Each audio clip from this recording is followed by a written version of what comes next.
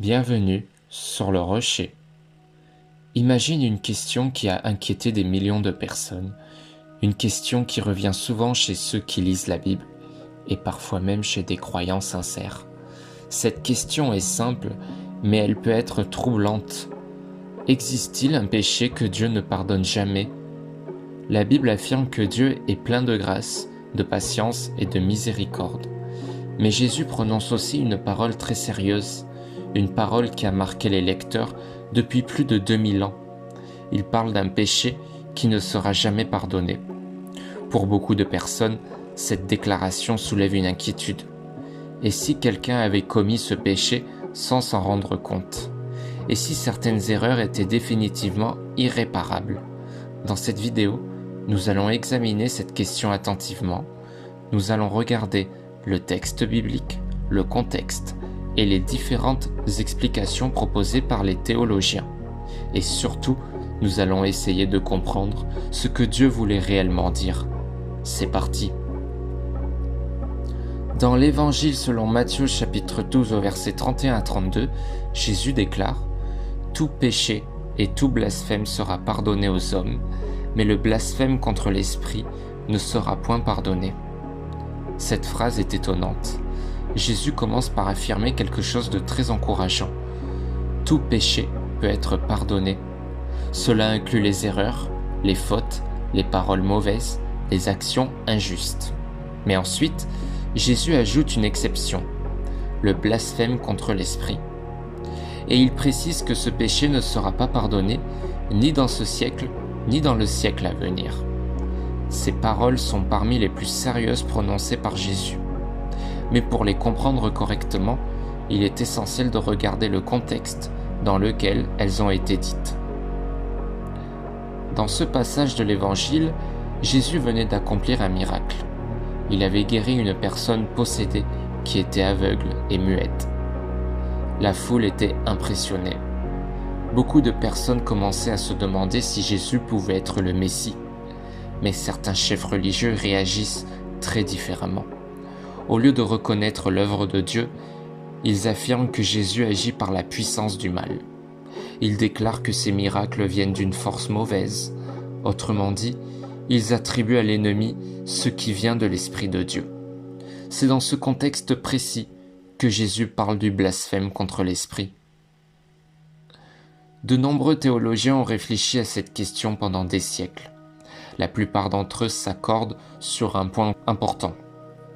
Le péché dont parle Jésus n'est pas une faute accidentelle.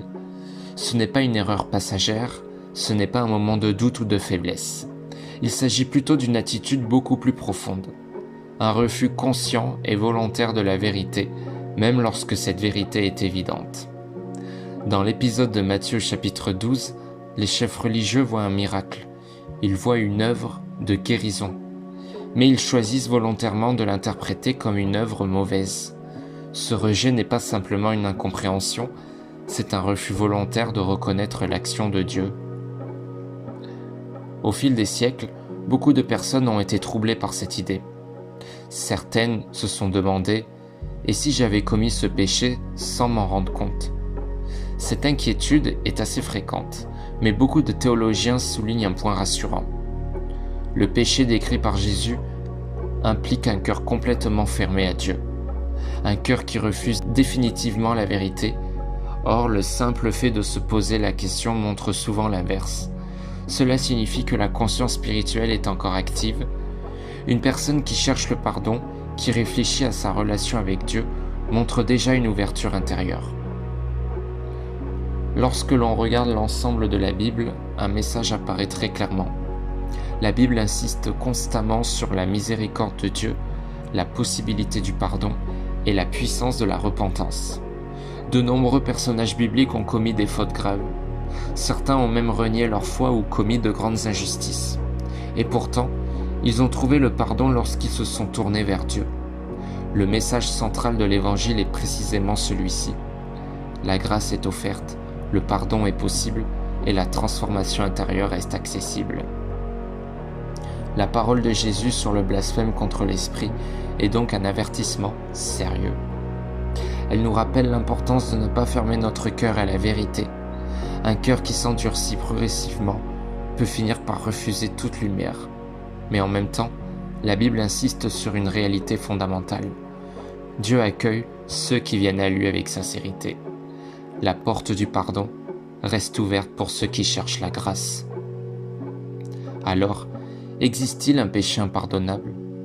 Jésus mentionne effectivement une situation très grave, le rejet volontaire et persistant de l'œuvre de Dieu. Mais le message principal reste profondément rempli d'espérance. La grâce est immense, le pardon est offert, et la repentance ouvre toujours un chemin nouveau. La véritable question n'est peut-être pas « existe-t-il un péché impardonnable ?», mais plutôt « mon cœur reste-t-il ouvert à la vérité et à la grâce ?» Et toi, que penses-tu de cette parole de Jésus? Comment comprends-tu l'idée du péché impardonnable? Partage ton point de vue avec respect dans les commentaires. Ici, nous explorons des questions profondes sur la Bible, la foi et la réflexion spirituelle. Si ce type d'étude t'intéresse, pense à t'abonner pour ne pas manquer les prochaines vidéos. À très vite sur le rocher. Prends soin de toi.